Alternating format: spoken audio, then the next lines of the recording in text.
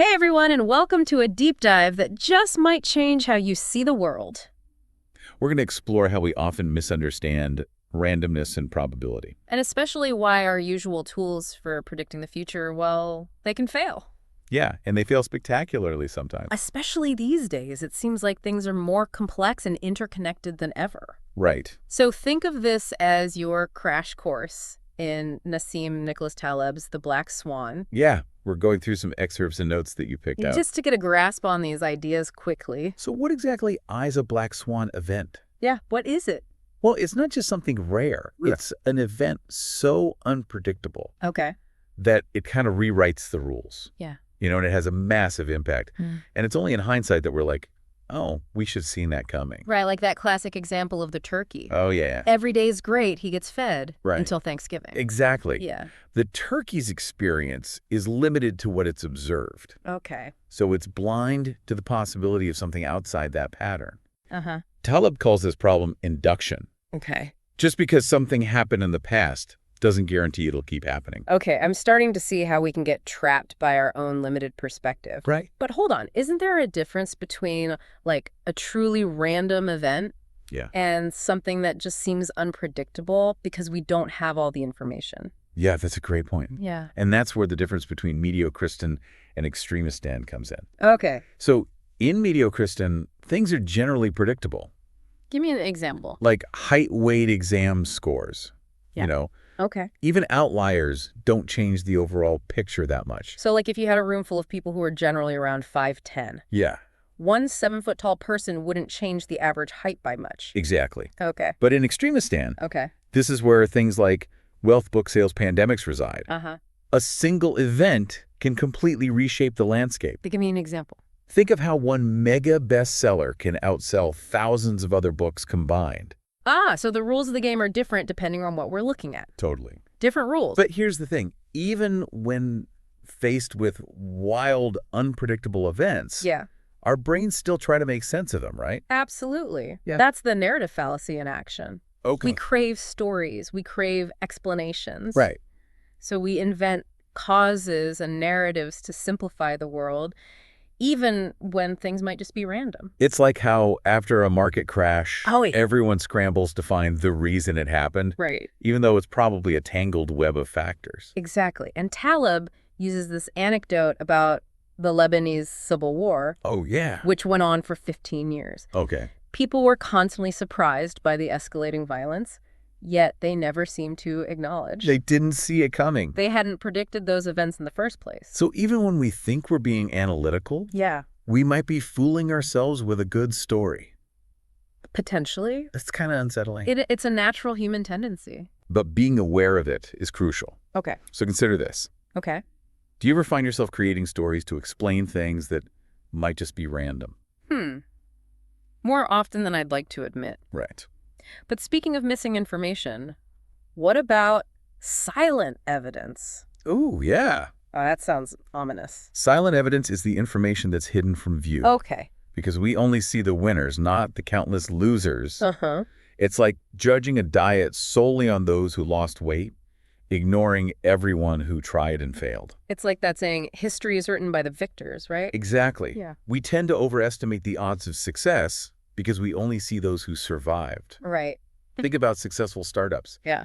We celebrate their achievements, but rarely hear about the countless others that crashed and burned. Okay. That makes sense. Yeah. But how does this silent evidence thing actually play out in real life?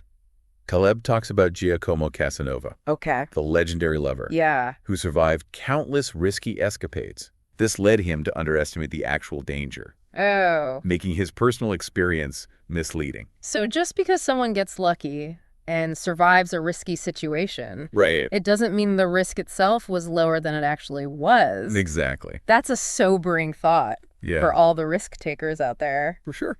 Okay, so we've established we're not great at predicting the future. Uh-huh. We love a good story. We love a good story. And we're prone to missing crucial information. Yeah. But surely experts can help us navigate this mess, right? The problem with experts, Here we go. while they often have deep knowledge in their fields, Yeah. They can also suffer from what Taleb calls epistemic arrogance, Okay. an overestimation of their knowledge and ability to predict, Yeah. especially when it comes to those rare events. And here's where it gets interesting. Okay, Taleb did an experiment he did. where he asked people to estimate ranges Correct. for things like the population of Cairo. Turns out 98% of people failed to get the right answer within their chosen range. Yeah, most people are overconfident, even when they think they're being cautious. Okay. And experts, despite their credentials, are just as susceptible. So even if an expert's methods are sound, their confidence in predicting rare events might be way off. Yeah. Which is especially important in fields prone to black swans, Probably. like finance, economics, or even medicine. Oh, yeah, for sure. Yeah.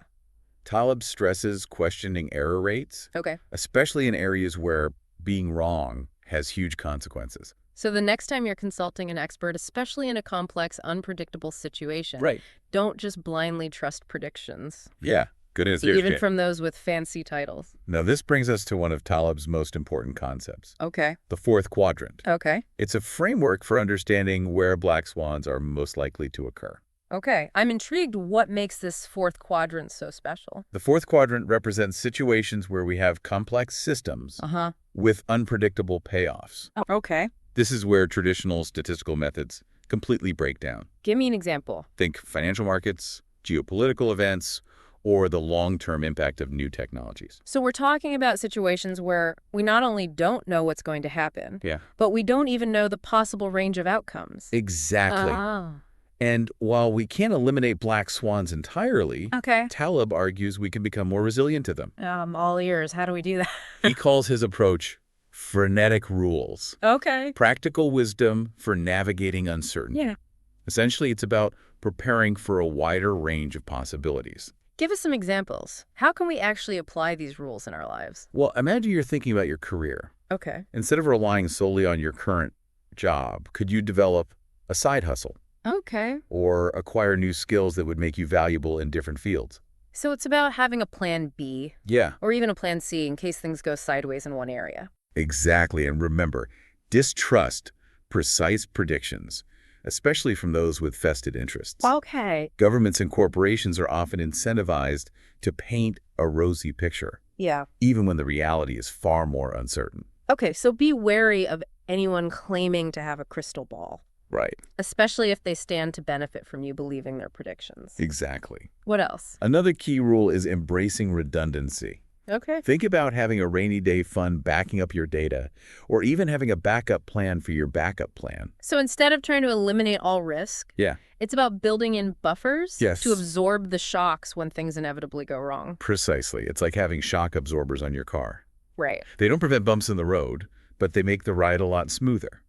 This is definitely making me rethink my own approach to planning and decision making. Good. But before we get too ahead of ourselves, I want to go back to something you mentioned earlier. Okay. Learning from Mother Nature. What did you mean by that? Taleb had this aha moment where he realized that nature understands randomness and variability Okay. way better than we do. It's Yeah. woven into our biology and the systems around us. So we're talking about getting back to nature, ditching technology, and living off the land. Not quite. But Taleb does use the example of our ancestors Okay. to illustrate how our bodies evolved to handle both stability and de-stressors. Uh-huh. He calls this the barbell strategy. A barbell strategy. Okay, you've piqued my curiosity. Explain this to me. Think of a barbell with weights on either end. Okay. One side represents stability and routine, Okay. while the other represents intense but infrequent stressors. Uh-huh. Taleb argues that this kind of variability is more in line with how our bodies evolved. Okay, I'm starting to see the connection. So are we talking about things like intermittent fasting? Yeah, Where you cycle between periods of eating and not eating, exactly. or high-intensity interval training, Yep. where you alternate between bursts of intense exercise and rest? Even exposure to varying temperatures, like taking cold showers or spending time in saunas, Oh, wow. can be seen as a form of this barbell strategy. This is definitely making me rethink my whole idea of a healthy lifestyle. Interesting. Maybe those steady, moderate workouts I've been doing aren't so ideal after all. It's about challenging conventional thinking Okay. and recognizing that our bodies are designed to handle a wider range of experiences than we often allow them to. Wow, this is giving me a lot to process. I bet.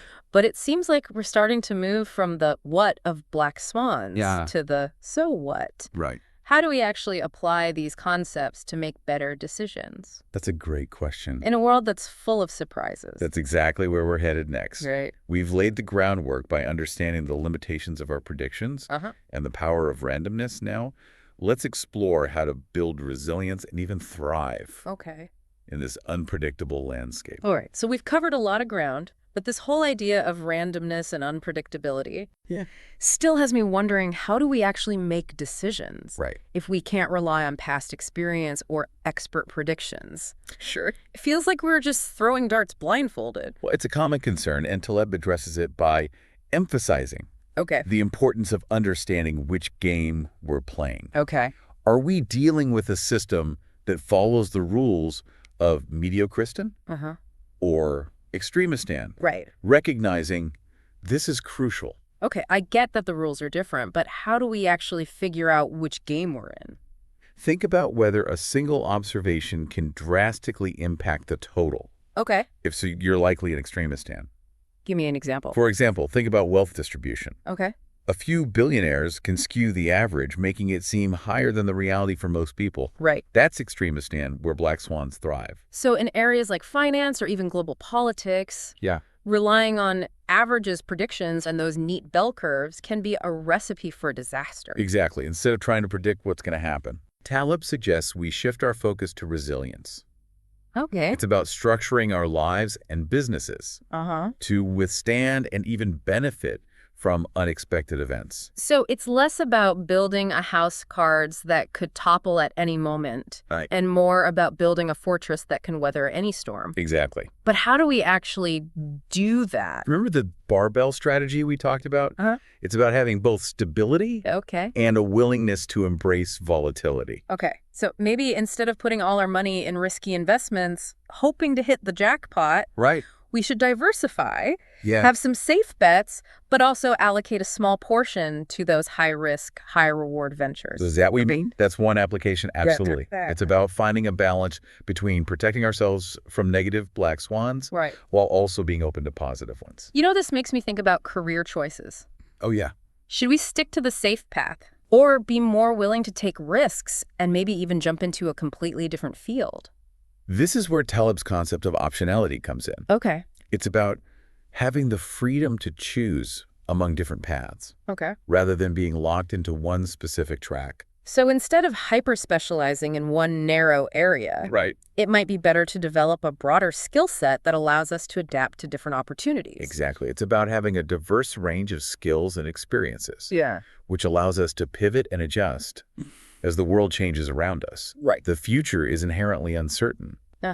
But by understanding how randomness and black swans work, we can make choices that give us more control. This is giving me a lot to think about, especially since the job market seems to be in constant flux these days. It is. But what about those more personal aspects of life? Can we apply these concepts to navigate things like relationships? That's a fascinating question. And while Taleb doesn't specifically address romantic relationships in the Black Swan, I think these concepts offer valuable insights. Okay. For example, the narrative fallacy can play a huge role in how we interpret our relationships. Oh, I can definitely see that. Tell me more about how this narrative fallacy messes with our love lives. Think about how often we create stories to explain why someone fell in love with us. Okay. Or why a relationship ended. Right. We try to find patterns in meaning, even when it might just be a case of random chance or bad timing. I've been there.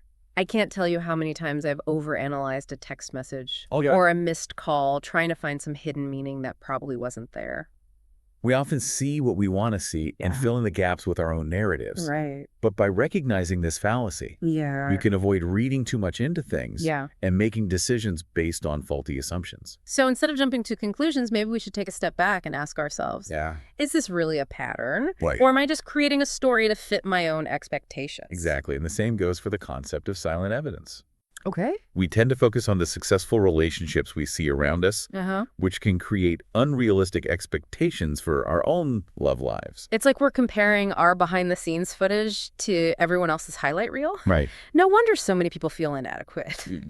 We don't see the struggles, the compromises, or near breakups that most couples experience. Right. Remembering this can help us avoid setting ourselves up for disappointment. So by understanding these concepts, we can become more realistic about relationships, avoid unnecessary drama, and maybe even make better choices about who we spend our time with. Precisely. It's not about becoming cynical or giving up on love. Okay. But approaching relationships with a more balanced perspective. Okay, so we've talked about how to apply these ideas to finance, business, and even our personal lives. Right. But there's still this one big question that's nagging at me. Okay. If black swans are truly unpredictable, how can we possibly prepare for them? Sure. It feels like we're just waiting for the other shoe to drop. That's where the concept of anti-fragility comes in. Okay. It's not just about surviving black swan events. It's about actually benefiting from them. Wait, benefit? How is that even possible? Explain this anti-fragility thing to me. Imagine a system that gets stronger when exposed to stress and volatility. Okay. That's the essence of anti-fragility. Okay. It's not about eliminating risk, but designing systems that thrive on it. Okay, that sounds almost like a superpower. How do we create these anti-fragile systems, whether it's in our personal lives or businesses, or even on a societal level? Taleb offers some practical advice. Okay. First, decentralization. Okay. Having multiple independent units is more resilient than a single centralized system. So instead of putting all our eggs in one basket, we should spread them out. So if one basket falls, the others are still intact. Second, we need to embrace optionality. Okay. Having multiple choices and backup plans. Right. The more options we have, the more adaptable we are to unexpected changes. So it's back to that idea of developing a diverse skill set and having multiple streams of income. That's one application. Okay. It's about creating a system where failure in one area doesn't lead to total collapse. Right. And finally, we need to encourage a culture of experimentation and learning from mistakes. So instead of punishing failure, we should see it as an opportunity to learn and improve. Exactly. By creating a culture where it's safe to fail. Yeah. We encourage innovation and resilience. Okay. And by embracing the unknown, we open ourselves up to those positive black swans. Yeah. The unexpected events that can transform our lives for the better. This idea of anti-fragility is powerful. It's about shifting our mindset from fear and avoidance to one of embrace and adaptation. It's about seeing uncertainty not as a threat, but as an opportunity for growth and transformation. That's a great way to put it. And it's a message that's more relevant than ever. Right. In today's rapidly changing world. Well, we've certainly covered a lot of ground here today, from black swan events to the narrative fallacy. The limits of prediction and this idea of anti-fragility, Taleb's ideas really challenge us to rethink how we approach risk and uncertainty in the world around us. And it's fascinating how these concepts apply to so many different parts of our lives. Absolutely. From personal finances to relationships, careers, and even our understanding of history and society. Absolutely. On that note, we'll wrap up this part of our deep dive into the Black Swan. Okay. Stay tuned for the final part, where we'll explore how all this applies to the bigger picture of society and what a Black Swan robust world might look like. Welcome back. So we've been exploring the world of black swans, those unpredictable events that can turn our assumptions upside down. Yeah. But now I'm curious, how does all this apply to society as a whole? That's where Taleb's thinking gets really interesting. Okay. He argues that our modern society, despite all its advances, has become increasingly fragile and vulnerable to those very black swan events we've been discussing. I can see how our interconnectedness and reliance on complex systems, think global finance or supply chains, could actually amplify the impact of a black swan. Totally. Making those consequences even more severe. Exactly. Think back to the 2008 financial crisis. Okay, yeah. It started with what seemed like an isolated problem in the U.S. housing market. Right. But quickly cascaded into a global economic meltdown. So we've built a system that's incredibly efficient and optimized for normal times. Yeah. But it's brittle and can't handle those rare extreme events. Right. Almost like a house of cards. It looks impressive until a slight breeze knocks it all down. That's a great analogy. Taleb actually uses the analogy of a forest fire. Oh, okay. If you suppress all the small fires, you end up with an accumulation of dry brush that can fuel a massive, uncontrollable blaze. So by trying to eliminate all risk and volatility, we might be setting ourselves up for an even bigger catastrophe down the line. Potentially, yeah. That's a sobering thought. It is, and it applies to many aspects of our society. From finance and economics to healthcare and even politics, we've become so focused on efficiency and predictability that we've sacrificed resilience. So what's the alternative? How do we build a society that's more robust and adaptable to these inevitable black swans? Taleb offers some guiding principles for what he calls a Black Swan robust society. Okay. He emphasizes decentralization, redundancy, and a focus on localism. Okay, let's unpack those ideas. What exactly does he mean by decentralization? It's about distributing power and decision-making across multiple nodes rather than having a single point of failure. Okay, give me an example. Think about the internet. It's designed to withstand outages precisely because it doesn't rely on a central hub. So instead of having a few giant banks that are too big to fail, we should encourage smaller regional banks that are less interconnected. That way, if one fails, the whole system doesn't collapse. Exactly, and redundancy goes hand in hand with that. Okay. It's about having backup systems and multiple options. Right. So if one fails, there's another ready to take its place. Like having a spare tire in your car or a backup generator in case the power goes out. Those small redundancies can make a huge difference when things go wrong. Precisely. And then there's localism. Okay. Which is about prioritizing local knowledge and self-sufficiency. This means having strong communities that can support themselves even if the larger system breaks down. So things like growing your own food, supporting local businesses and building strong relationships within your community, all those things contribute to a more resilient and localized system. Exactly. These principles, while seemingly simple, can have profound implications for how we design our institutions, our economies, and even our own lives. It's a fundamental shift in mindset from efficiency and optimization at all costs to one that values resilience and adaptability. And honestly, it's a refreshing perspective, especially in a world that often feels obsessed with maximizing output and minimizing any deviation from the plan. Taleb argues that a Black Swan robust society is one that embraces uncertainty, learns from its mistakes, and is constantly evolving to handle whatever the future throws its way. Okay. It's about being prepared not for what we expect, but for what we can't even imagine. I love that idea. It's not about living in fear of the unknown, but about cultivating a healthy respect for the power of randomness and building systems that can bend without breaking. And who knows? We might even be surprised by some positive black swans along the way. Those unexpected breakthroughs that wouldn't have been possible without a bit of chaos and uncertainty. This has been an incredible journey into the world of the Black Swan. It has. It's certainly challenged some of my own assumptions about how the world works. But I feel like I've come away with a more nuanced and, frankly, more hopeful perspective. I think that's one of the most valuable takeaways from Taleb's work. It's not about predicting the future, but about being prepared for a wider range of possibilities, both good and bad. As Taleb puts it, what are you doing today to prepare for the unknown? That's a powerful question for all of us to consider. It is. It's a reminder that we have agency in shaping our own destiny, even in the face of uncertainty. To our listeners, we encourage you to explore the Black Swan for yourself. And apply its lessons to your own life. The future may be uncertain. But it's also full of possibilities. Thanks for joining us on this deep dive. Until next time, stay curious and embrace the unknown.